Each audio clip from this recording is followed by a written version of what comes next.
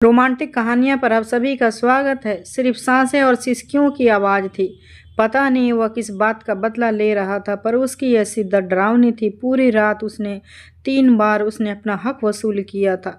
वह खुद भी पसीने से तर हो चुका था, सांस फूलने लगी थी और रो रो कर खुशबू के आंसू ख़त्म हो चुकी थी।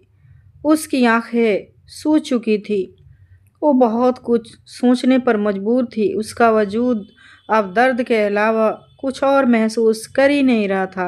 अब बाहर दिन की हल्की रोशनी खिड़की के पर्दों को छानकर कमरे में झांकने लगी थी।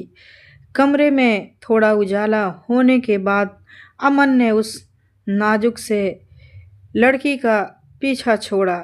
उसके होठों को आज़ादी मिली और वह गहरी सांस लेने लगी। अमन झटके से बेड से उठा और उस पे लिफाफ फेंकी और शर्ट बटन बंद किए और शांत होकर खिड़की से बाहर झांकने लगा। खुशबू फूट फूट कर रो रही थी। उसकी आवाज़ कमरे की दीवारों से टकरा कर वापस आ रही थी। उसे पता था कि अब उसे शारीरिक दर्द से ज़्यादा मानसिक दर्द झेलना पड़ेगा। उसे बहुत सारे सवालों का सामना करना पड़ेगा और उसके पास कोई सफाई नहीं था। वह अब रमेश की बीवी थी, चाहे वह अब शादी ज़बरदस्ती ही क्यों न हुई हो। सुबह हो चुकी थी और भागने का कोई रास्ता नहीं था। उसकी बर्बादी की कहानी सुन रही थी। उस पत्थर दिल इंसान उसका सब कुछ छीन लिया था। बस वो याद आया अब रमन वह पहले बार मिली थी, जिसके लिए वह सिर्फ आंसू ही बहा सकती थी। वो अपने दोस्त की मेहंदी फंक्शन में थी। उसकी सभी दोस्त अपनी अपनी गाड़ियों से आए थे, लेकिन खुशबू को उसके दोस्त लेने आई थी क्योंकि उसके पास कार नहीं थी। वो एक मिडिल क्लास फैमिली से थी।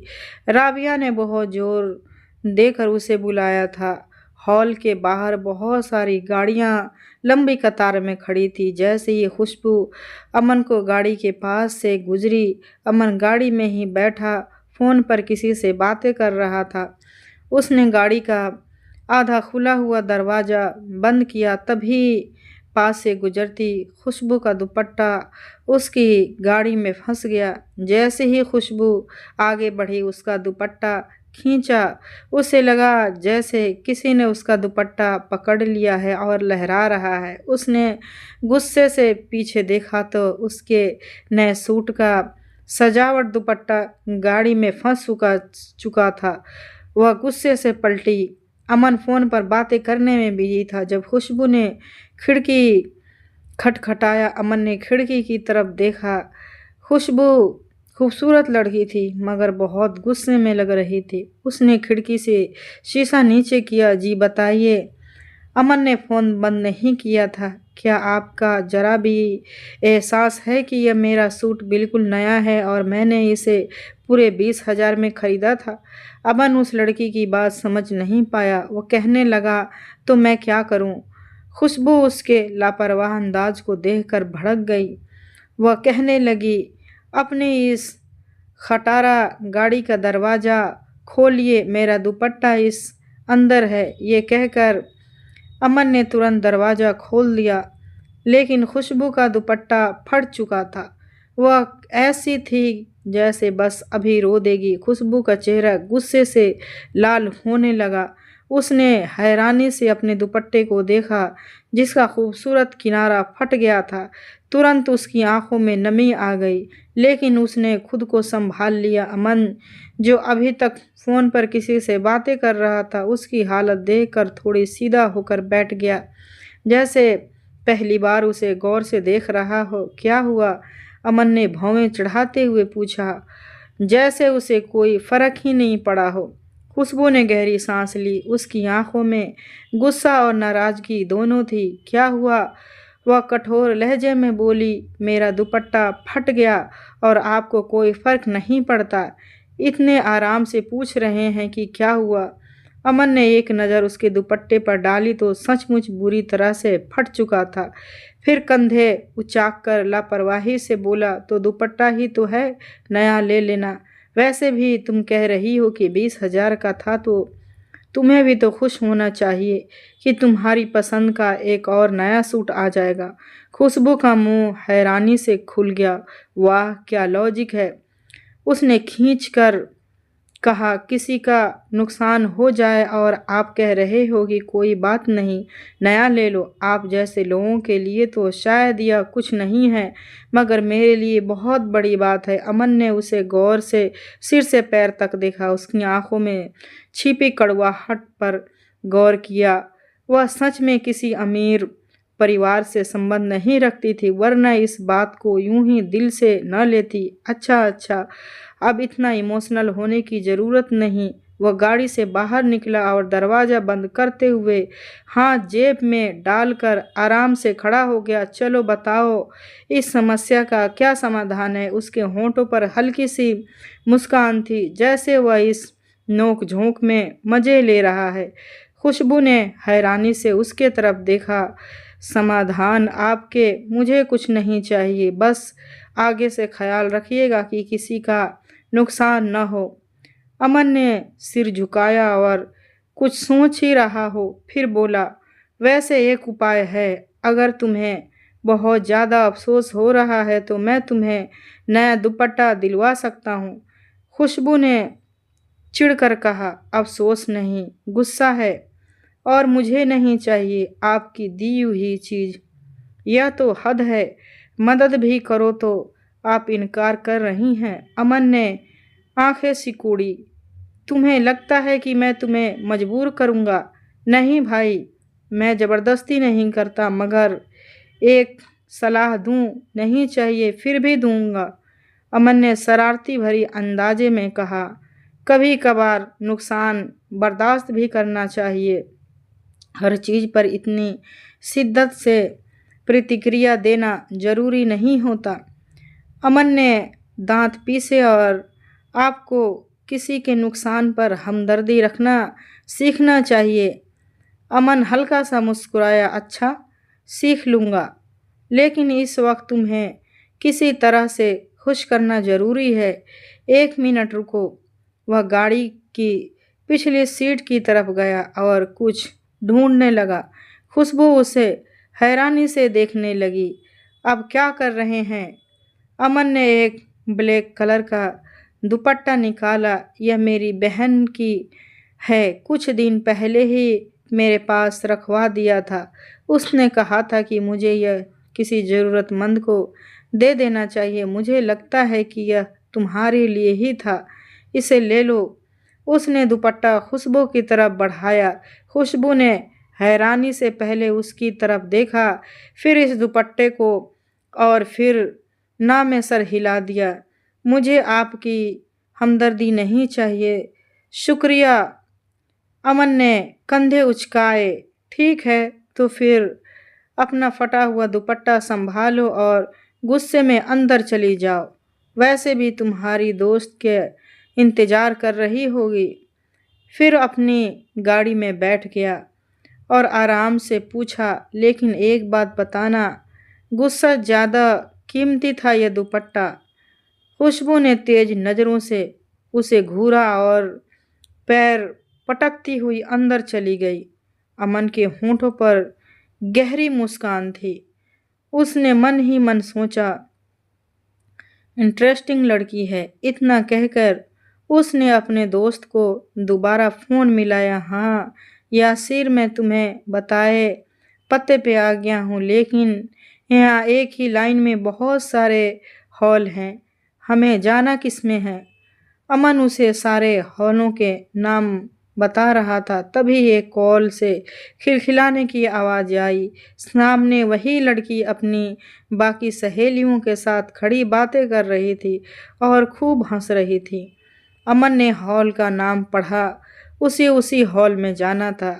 हालांकि बारात अभी तक आई नहीं थी, सब बारात का इंतज़ार कर रहे थे और उसे अपनी दोस्त की बारात के साथ ही हॉल के अंदर एंट्री करनी थी। वह काफ़ी दिलचस्पी से खुशबू को देखे जा रहा था। उसमें सम्मोहित होता जा रहा था। वह बहुत खूबसूरत थी और उससे भी बड़ी बात, वह बहुत इंटरेस्टिंग बातें करती थी। वह अभी उसे देख ही रहा था कि एक लड़की ने उससे पूछ लिया, अरे खुशबू, ये दुपट्टा कैसे फट गया?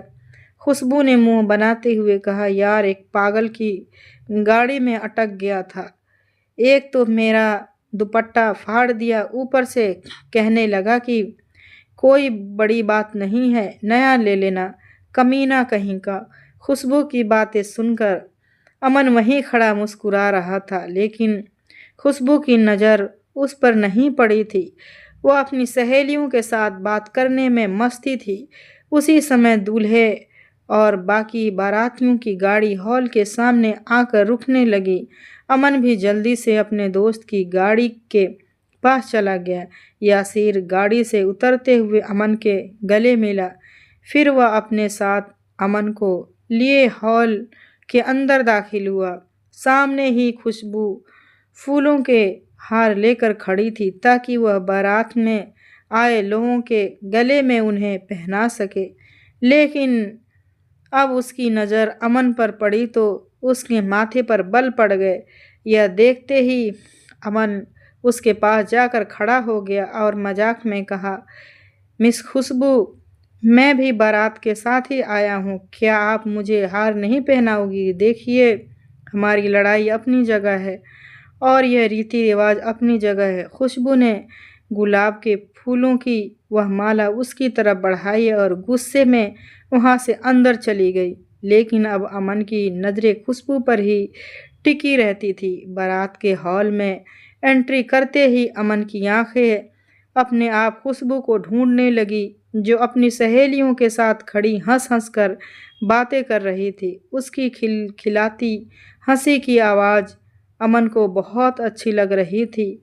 वह अनजाने में ही उसे और मासूमियत को देखता रहा, पर खुशबू अपने सहेलियों के साथ ही बिजी थी। खाने के बाद दूध पिलाने की रस्म शुरू हो गई। अमन भी यासिर के साथ बैठ गया। जैसे ही रस्म शुरू हुई, खुशबू को पता चला कि अमन दूल्हे का सबसे पक्का दोस्त है, तो उसकी भवें फिर चढ़ गई। चलिए, दूल्हे को दूध पिलाने की रस्म पूरी करनी है, किसी ने खुशमिजाज अंदाज में कहा। खुशबू ने अमन की तरफ देखा, जो मुस्कुराते हुए हाथ जोड़े खड़ा था। यह रस्म कहीं ज़्यादा महंगी ना हो जाए, अमन ने शरारत भरे लहजे में कहा। इतना अमीर बनते हो, लाखों की गाड़ी में घूमते हो और एक कप दूध गिलास के पैसे देने में दिक्कत हो रही है।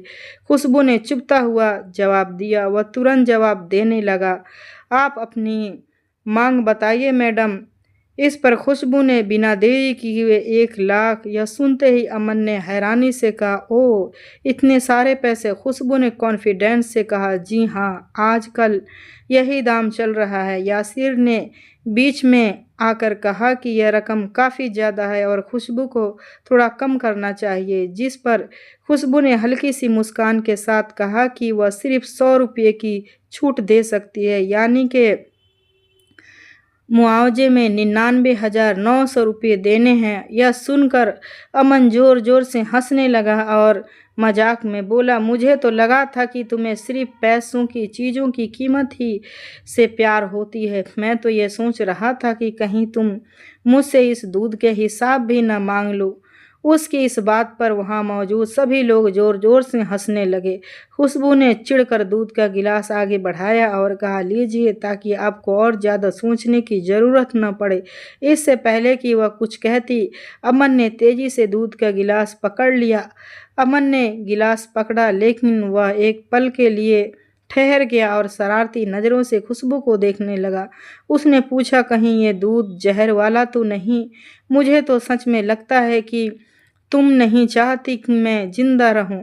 अमन ने आंखें गोल गोल घुमाते हुए कहा, तुम कितनी बेकार की बातें करते हो। यह गिलास दूल्हे के भाई के लिए, अमन ने जिद करते हुए कहा। मैं पहले खुद पी कर देखूंगा, तभी अपने दोस्त को दूंगा। ये कहकर अमन ने गिलास अपने होठों से लगाया और बहुत धीरे धीरे पीने लगा। जब गिलास आधा ख़त्म हो गया तो उसने एक अलग अंदाज में रुक कर कहा, लो, अब तुम भी पी लो। यासिर जैसे ही दूध पिया, अमन झट से खुशबू से कहने लगा, अब इसका बिल 100 रुपये कम। खुशबू ने झट से कहा, जैसे उसने पहले ही तैयारी कर रखी हो। पूरा 1 लाख। अमन ने आंखें बड़ी करके कहा, यह तो सीधा सीधा लोगों को ठगने जैसा है। हाँ, ये तो हमारी रस्म का हिस्सा है। खुशबू ने लापरवाही से कंधे उचकाते हुए कहा, 1 लाख रुपये यासिर ने ही दिए, जिसे सारी लड़कियां आपस में खुशी खुशी बांटने लगी। मगर तभी अमन ने अपनी जेब में हाथ डाला और कुछ नोट निकालकर खुशबू के हाथ में थमा दिए। ये लो, तुम्हारे दुपट्टे का हिसाब खत्म हो गया है।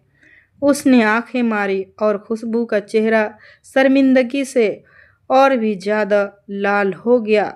खुशबू ने नाराज़गी दिखाते हुए कहा, वैसे अगर तुम इतने ही होशियार हो तो अपनी गाड़ी का दरवाज़ा बंद रखना सीख लो, ताकि किसी का दुपट्टा उसमें फंसे ही नहीं। इस पर अमन मुस्कुराया और जवाब दिया, अगर तुम अपना दुपट्टा संभालना सीख लो तो शायद किसी का दिल भी उसमें ना फंसे।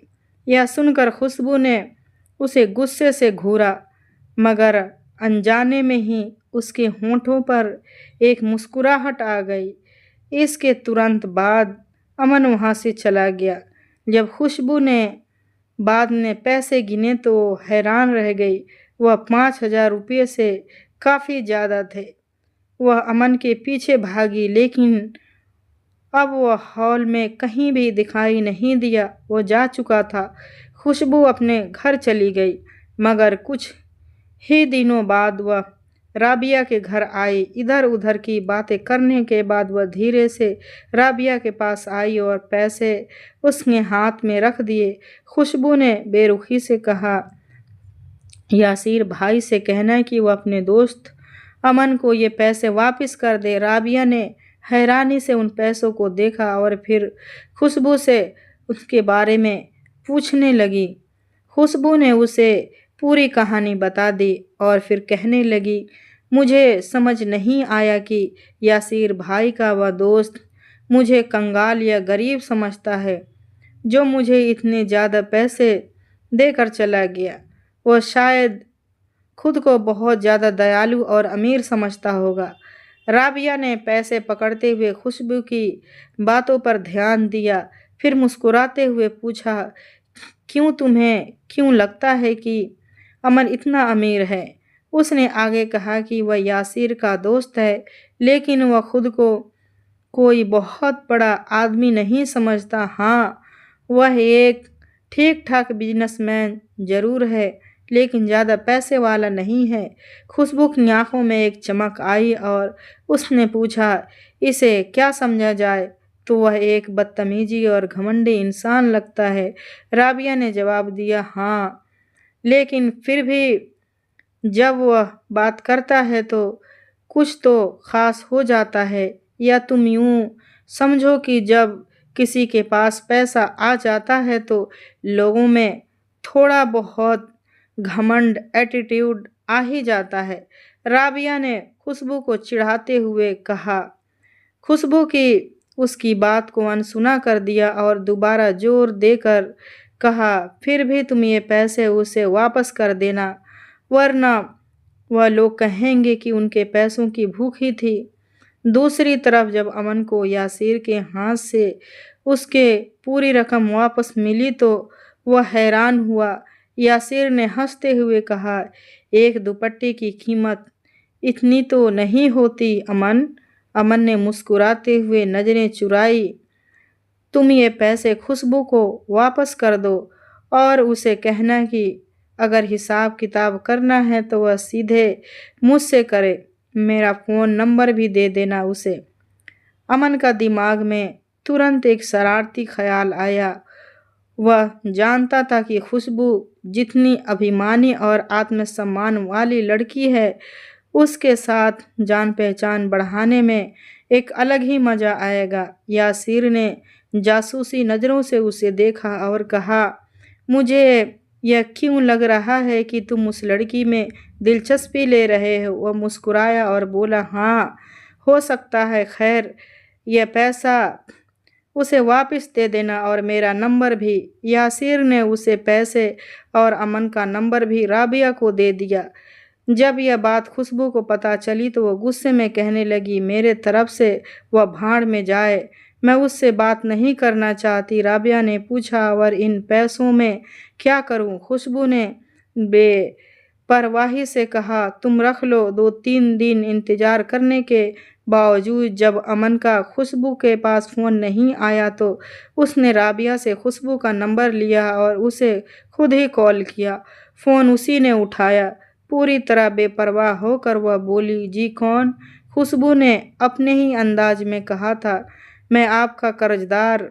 अमन ने अपनी मुस्कुराहट दबाते हुए कहा, व्हाट, आप कौन हैं? अरे वह जिनके दुपट्टा मेरी कटरी गाड़ी से टकरा कर फट गया था, शायद याद आया? मिस खुशबू, याद आया। मिस अमन की इस बात पर वह चिढ़ गई।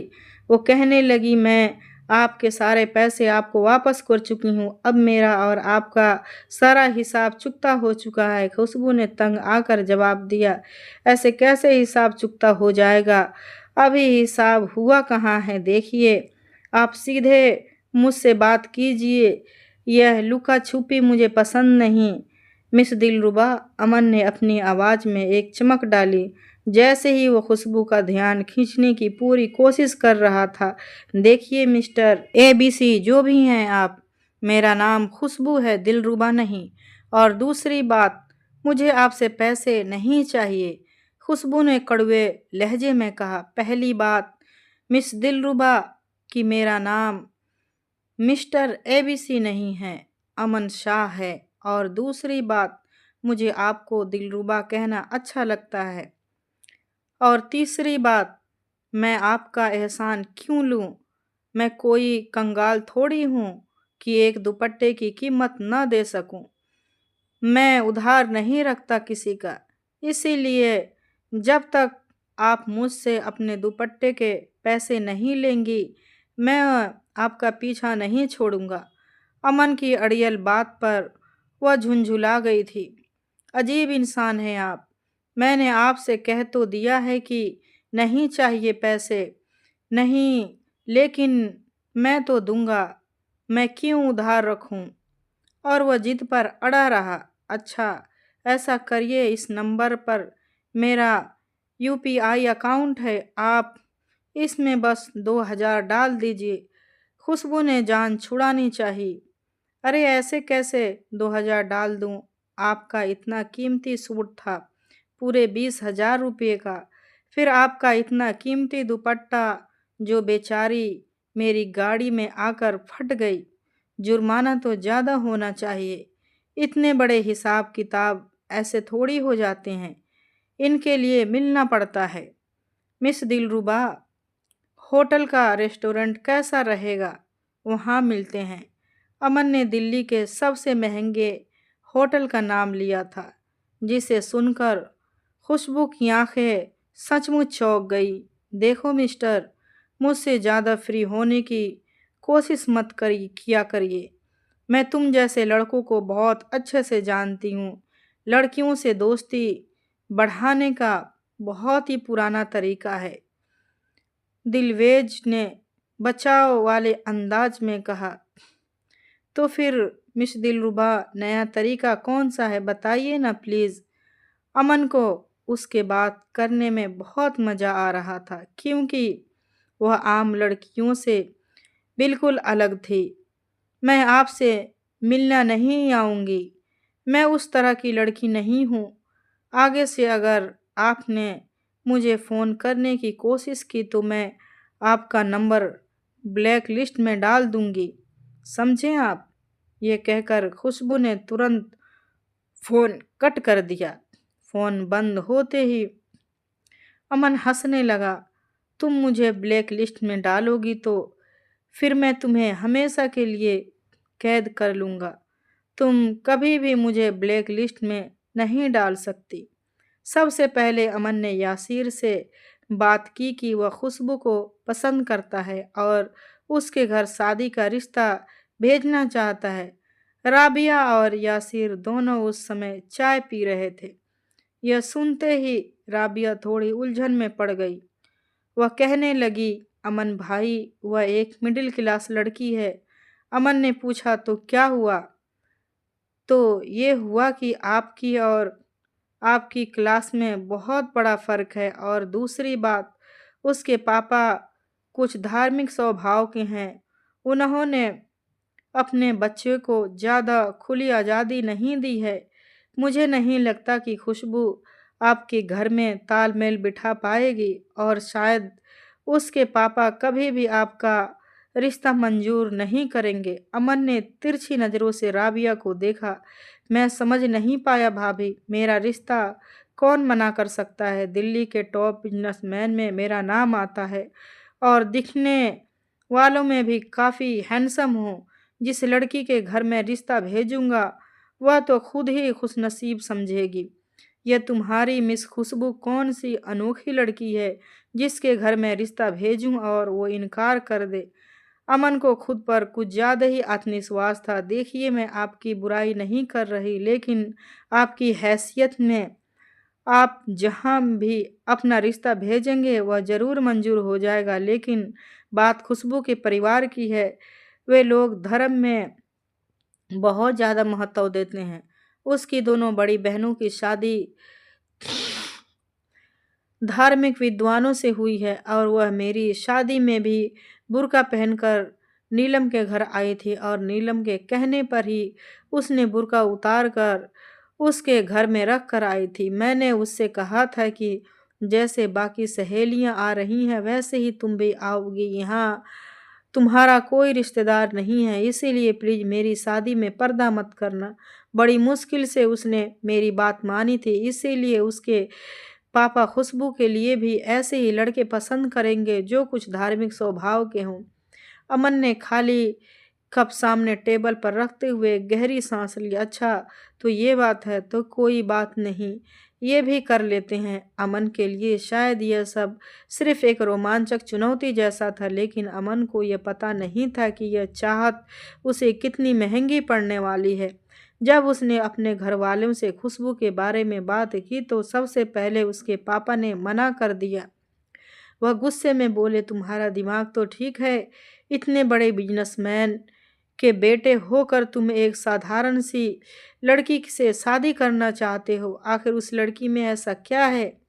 मैंने तुम पर कितना पैसा खर्च किया, पानी जैसा पैसे बहाया, तुम्हें बेस्ट एजुकेशन दिलाई, अमेरिका और लंदन की डिग्रियां दिलाई है, और अब जब मैंने अपनी इज्जत इतनी बढ़िया मना बना ली है कि लोग मुझसे रिश्ता जोड़ने को बेताब हैं, तो तुम एक मामूली सी लड़की से शादी करने की बात कर रहे हो? तुम मेरे इकलौते बेटे हो। मैं बहू वाली लाऊंगा जो किसी बड़े बिजनेसमैन की बेटी हो और हमारी बराबरी की हो। दूसरा एतराज उसकी माँ को हुआ। उन्होंने साफ कह दिया कि वह किसी भी साधारण लड़की को अपने बहू किसी कीमत पर नहीं बनाएंगी जो उनके सामाजिक दायरे में एडजस्ट न कर सके। लेकिन अमन भी अपनी जिद का पक्का था। वो अपनी जिद पर अड़ा रहा। वो कहने लगा, शादी इसी लड़की से करूँगा और हर कीमत पर करूँगा। उसके पेरेंट्स ने अंतिम फैसला सुनाया। मैं और तुम्हारी माँ अभी भी रिश्ता लेकर नहीं जाएंगे। यह कहकर दोनों उठकर अपने कमरे में चले गए।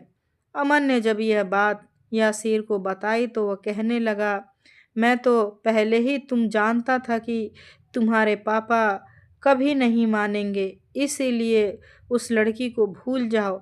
अमन ने उसकी बात को जुठलाते हुए कहा, मैंने तुमसे सलाह इसीलिए नहीं मांगी कि तुम मुझे उसे भूल जाने की सलाह दो। देखो, खुशबू के घर वालों को एक नेक लड़का पसंद है तो ठीक है, मैं किराए के मम्मी पापा ले आता हूँ, एक छोटा सा घर लेता हूँ, और फिर यह रिश्ते की बात तुम करवाओगे। यासीर तो यह सुनकर हैरान ही रह गया। वो बोला, अमन, तुम्हारा दिमाग तो ठीक है ना? मैं यह काम कभी नहीं करूँगा। दोस्त होने के कोई और फ़ायदा हो तो होना ही चाहिए। देखो, तुम मना नहीं करोगे।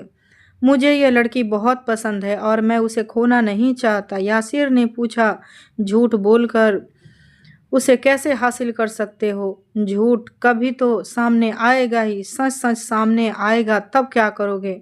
अमन ने लापरवाही से कहा, तब का तब देखा जाएगा, फिलहाल तुम मेरी मदद करो। यासिर ने न चाहते हुए भी हाँ कर दी, लेकिन राबिया और भी ज़्यादा परेशान हो गई थी। अमन ने एक साधारण इलाके में एक मकान खरीदा और फिर पैसे देकर अपने किराए के पेरेंट्स भी खरीद लिए। अब उसने यासिर से कहा कि वो खुशबू के घर जाकर उसके पापा के सामने उसकी बात करे। राबिया यासिर खुशबू के घर मिलने के लिए गए थे। खुशबू ने चाय नाश्ते का अच्छा खासा इंतजाम किया था। खुशबू के पापा यासिर को ड्राइंग रूम में अलग बिठाकर बातें करने लगे, जबकि राबिया खुशबू के कमरे में थी और काफ़ी घबराई हुई सी लग रही थी। खुशबू की वही पुरानी बातें थी, कभी सहेलियों के किस्से तो कभी अपने परिवार की कहानियों।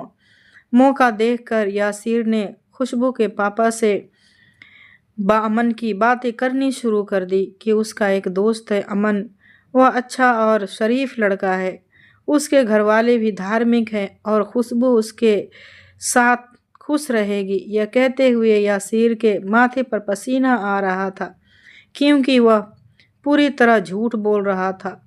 खुशबू के पापा ने पहले तो कुछ देर सोचा, फिर हाँ कर दी। इसीलिए यासिर ने जब यह खबर अमन को बताई तो वो बहुत खुश हुआ।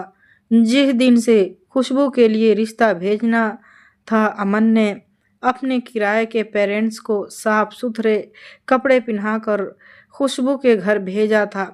नकली बाप के हाथ में तस्बीह भी पकड़ा दी थी और नकली माँ बुर्का पहनकर रिश्ता लेने गई थी।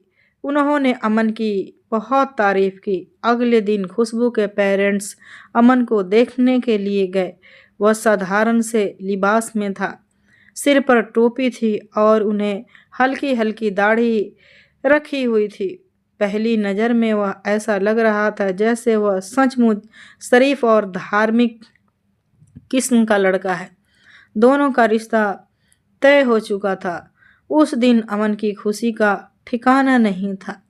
यह तो सोचना ही नहीं चाहता था कि जब सच्चाई सामने आएगी तो आखिर क्या होगा। वह इस बात से इतना खुश था कि बस जल्दी से जल्दी खुशबू को पा सके, लेकिन जब उसके किराए के पेरेंट्स ने शादी की बात की तो खुशबू के पापा ने कहा कि वह अभी 1 साल तक शादी नहीं करेंगे, बल्कि 1 साल तक उस रिश्ते को परखेंगे। यह सुनकर अमन की किराए की माँ बाप ने कहा, ऐसा कीजिए आप दोनों की शादी कर दें, लेकिन मैं बीमार रहती हूँ। अगर आपको विदाई अपनी मर्जी से करनी है तो मैं कम से कम अपने बेटे की शादी तो अपनी आंखों के सामने देख सकती हूँ। यह कहते ही उन्होंने आंसू भी बहाए। फिर नकली पापा ने भी कहा, मेरी बीवी को कैंसर की बीमारी है, उसकी यही ख्वाहिश है कि वो बेटे की जल्दी से जल्द शादी करके देख ले। खुशबू के पापा भी कुछ इमोशनल हो गए थे, इसीलिए उन्होंने शादी के लिए हाँ कर दी।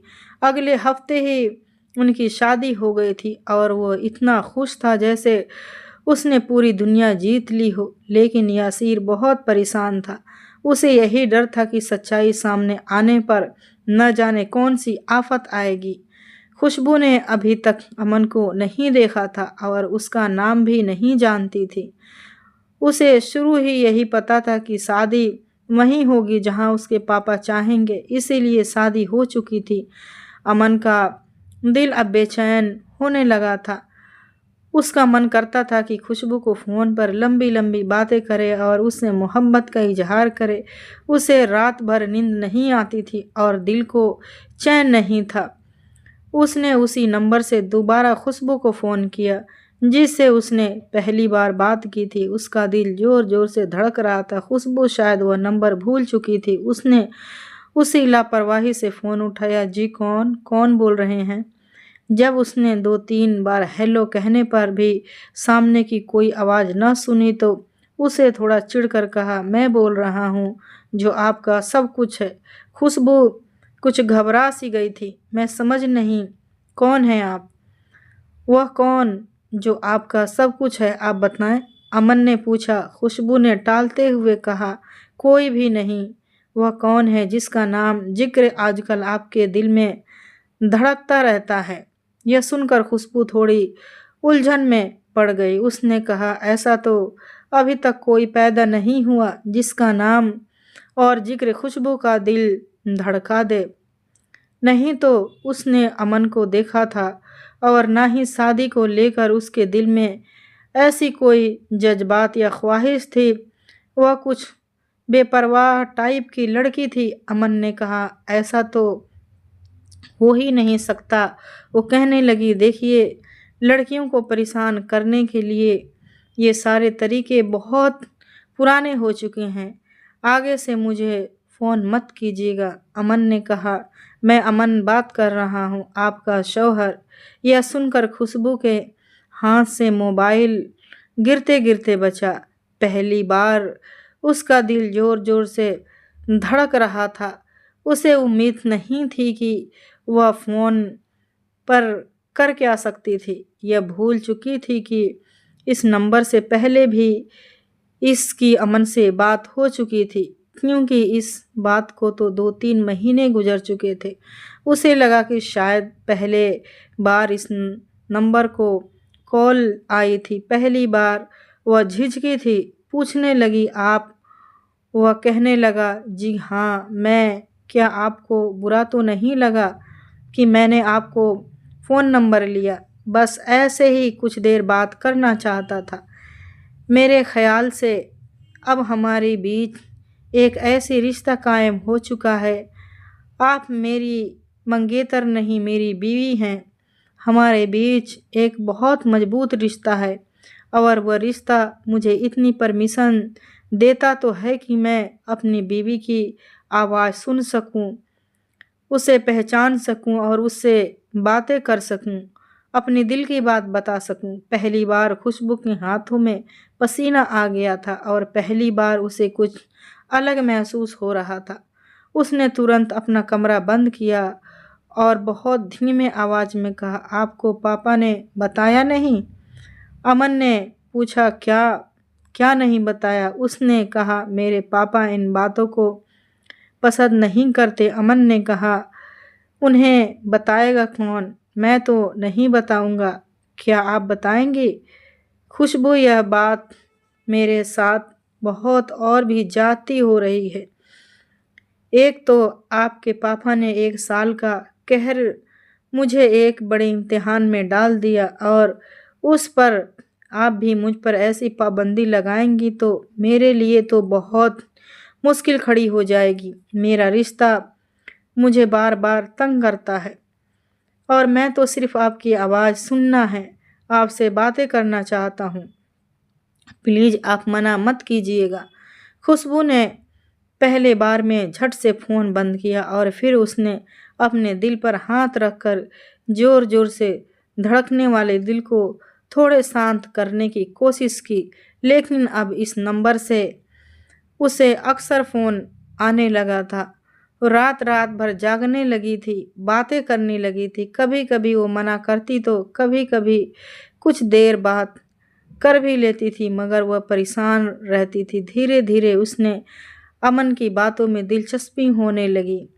आखिरकार उसे ये भी पता था कि वह उसका शौहर है। अगर अमन उससे अब तक पूरी शराफत से ही बातें कर रहा था। तकरीबन 3 महीने गुजर चुके थे। इन 3 महीनों में ये हुआ था कि खुशबू के दिल में अमन के लिए मोहब्बत चढ़ चुकी थी। एक बार अमन ने पूछा कि क्या तुमने मुझे देखा है? उसने कहा, नहीं, मैंने तो आपको नहीं देखा और देखना ज़रूरी भी नहीं समझती। पापा ने देखा है ना? अमन ने कहा, अगर मैं आपको देखने में अच्छा नहीं लगा तो क्या करेंगी? उसने कहा, हमारे यहाँ ऐसा नहीं होता। हमें पता होता है कि हमारे पेरेंट्स जिससे भी हमारा रिश्ता तय करेंगे हम उसे पसंद कर लेंगे और फिर आपने खुद तो कहा शादी के रिश्ते में बहुत ताकत होती है। अमन ने पूछा। अगर मैं देखने में मोटा, काला या भद्दे नए नक्शे वाला हुआ तो? इस पर खुशबू हंसने लगी। वह कहने लगी कि अगर मेरे पापा को मेरे लिए ऐसा ही लड़का अच्छा लगा तो यकीनन आप में कोई ना कोई बात तो होगी। वह खुशबू की बातें सुनकर बहुत हैरान हुआ था। आज तक उसने ऐसी लड़की नहीं देखी थी जो अपनी कोई पसंद न रखती हो। अमन ने कहा, क्या आप भी, आपका दिल नहीं चाहता है कि मैं पिछले 3 महीने से आपसे बातें कर रहा हूँ, क्या इस बार भी दिल नहीं चाहता है कि मुझे देखें? इस बात पर वह घबरा गए थी। हाँ, यह ख्वाहिश आपके दिल में आने वाली थी कि एक बार अमन को देखे, वह कैसा है। मैं तो ऐसा नहीं सोचती, लेकिन अगर आप सोचते हैं तो मेरे व्हाट्सएप नंबर पर तस्वीर भेज सकते हैं। अमन ने अपनी कुछ तस्वीरें को एडिट करके भेजा था, जिसमें नकली दाढ़ी थी, रंगत कुछ सांवली सी लग रही थी और उसने नए नक्शे भी थोड़े बदल दिए थे। यह बिल्कुल अलग दिखने वाली तस्वीर खुशबू को मिली थी, लेकिन उसे बुरा नहीं लगा क्योंकि वो बहुत ही धीमी आवाज़ में बात करती थी और इन 3 महीनों में उसने कोई भी फालतू बात नहीं की थी। फिर उसने पूछना चाहा, आपको कैसा लगा, बताइए ना प्लीज़।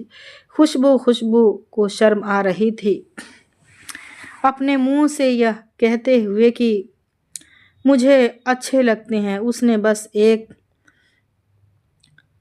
पिक्चर बनाकर भेज दिया और अमन इतना खुश था कि वह बयान नहीं कर सकता था। उसने कहा, बहुत शुक्रिया, मैं बहुत परेशान था कि पता नहीं मैं आपको अच्छा लगूंगा ही नहीं।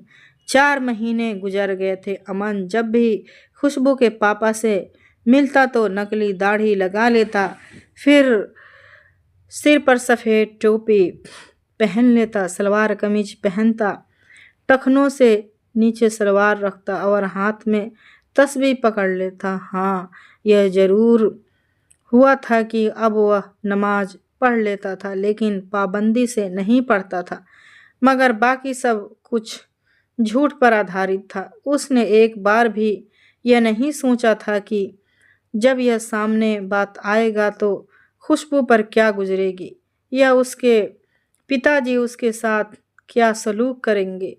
उसने लग रहा था कि शादी हो गई तो कोई प्रॉब्लम नहीं होगी। दूसरी बात, उसे इस बात पर यकीन था कि खुशबू उससे प्यार करने लगी है, इसीलिए अगर उसके पापा को थोड़ी बहुत गिला शिकवा भी हुआ तो खुशबू उसके साथ दे देगी और उसके साथ खड़ी रहेगी। लेकिन अब वह भूल गया था कि खुशबू अपने पापा से सबसे ज़्यादा प्यार करती है।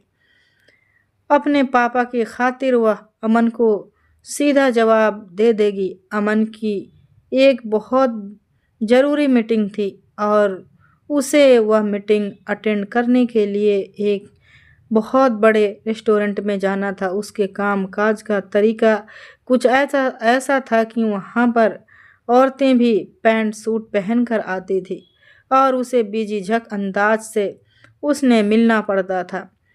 इस बार भी उसने यही किया था। जहाँ आने वाली औरतों के पहनावे कुछ बोल्ड थे क्योंकि वो विदेशी क्लाइंट्स थे, इसीलिए उन्होंने शॉर्ट्स या स्कर्ट पहन रखी थी। जैसे ही वो उसके पास आई, अमन को खड़े होकर उनसे बातें करनी पड़ी और इन औरतों को बेझिझक अंदाज में उसे गाल पर किस भी किया।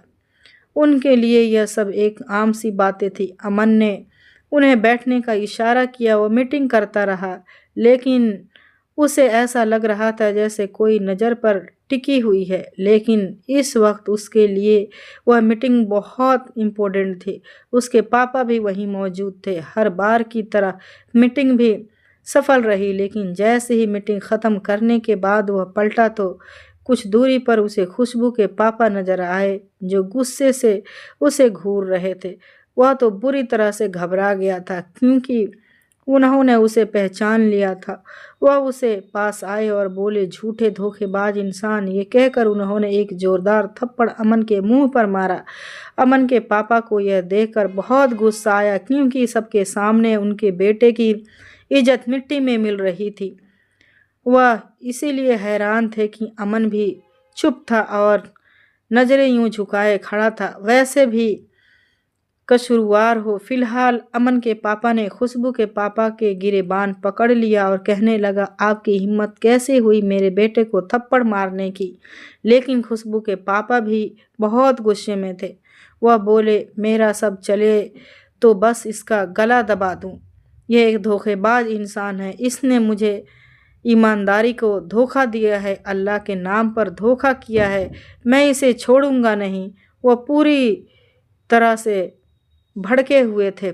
अमन के पापा नासमझी से कभी अमन को देखे जा रहे थे तो कभी खुशबू के पापा को।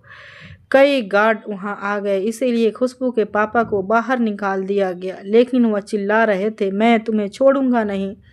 तुमने मुझे बहुत बड़ा धोखा दिया। जैसे ही खुशबू के पापा बाहर गए, अमन के पापा कहने लगे, ये कौन है? यह सबके सामने तुम्हारी इतनी बेइज्जती कर रहा था, यहाँ तक कि तुम्हें थप्पड़ भी मारा है और तुम कुछ बोल नहीं रहे हो। कौन सा धोखा दिया है तुमने इस आदमी को? अमन ने कहा, मैंने इनकी बेटी से शादी की है। वह भी आपकी तरह जिद्दी थे। कहते थे कि किसी अमीर बाप के बेटे से अपनी बेटी नहीं दे सकते, इसीलिए मुझे नाटक करना पड़ा, एक साधारण लड़का बनना पड़ा ताकि उन्हें अपनी बेटी का रिश्ता देने से कोई एतराज न हो। यह सुनकर दूसरा थप्पड़ अमन के मुंह पर उसके पापा ने मारा। वह कहने लगे, तुम्हारी हिम्मत कैसे हुई एक गरीब मिडिल क्लास लड़की से शादी करने की? मैंने तुम्हें मना किया था ना। अमन ने कहा, शादी मुझे उसी से करनी थी जो मुझे पसंद है और मैं कर चुका हूँ। ना तो आप मुझे रोक सकते हैं और ना ही उसका बाप। अब आपका जो दिल चाहता है आप कर सकते हैं और उनका जो दिल चाहता है वो कर सकते हैं। लेकिन कुछ ही दिनों में मैं अपनी बीवी को विदा करा कर ले आऊँगा। वह भी बेहद गुस्से में था। वह उस रेस्टोरेंट से बाहर निकलकर अपनी गाड़ी में बैठा और सीधा अपने घर आ गया। दूसरी ओर खुशबू के पापा ने बहुत ड्रामे कर दिए। खुशबू के पापा बहुत गुस्से में घर दाखिल हुए और आते ही अमन को बुरा भला कहने लगे। पहली बार उन्होंने इतने गुस्से में गालियां दी थी। अमन को बुरा भला कहते सुनकर खुशबू के कान खड़े हो गए। वह भी कमरे से बाहर आ गई। उसकी माँ परेशानी से पूछने लगी, क्या हुआ जी, आपको क्या हुआ है? कुछ तो बताओ। उन्होंने कहा, वह कमीना बेशर्म इंसान, उसने धोखे से मेरी बेटी के साथ निकाह किया है। वह कोई नेक शरीफ इंसान नहीं है, बल्कि बहुत ही बड़े बिजनेसमैन का बेटा है। ईमानदारी तो उनके पास छू कर भी नहीं गई। वह लड़कियों के गले मिल रहा था, उनके साथ बेहयाई कर रहा था। मुझे देखते ही अपना रूप बदलना चाहा। कमीना इंसान है वो। आज वह आदमी मेरे हाथों से मर जाता। अगर वो गार्ड बीच में ना आ जाता तो मैं कभी भी अपनी बेटी को उस कमीने के साथ विदा नहीं करूँगा। इतना कहकर खुशबू के पापा ने अपने कभी इतने गुस्से में नहीं देखा था और वो सोच भी नहीं सकती थी कि अमन इतना बड़ा धोखा दे सकता है। आखिर कौन था वह लड़का जो अच्छाई का ढोंग कर उससे निकाह कर चुका था।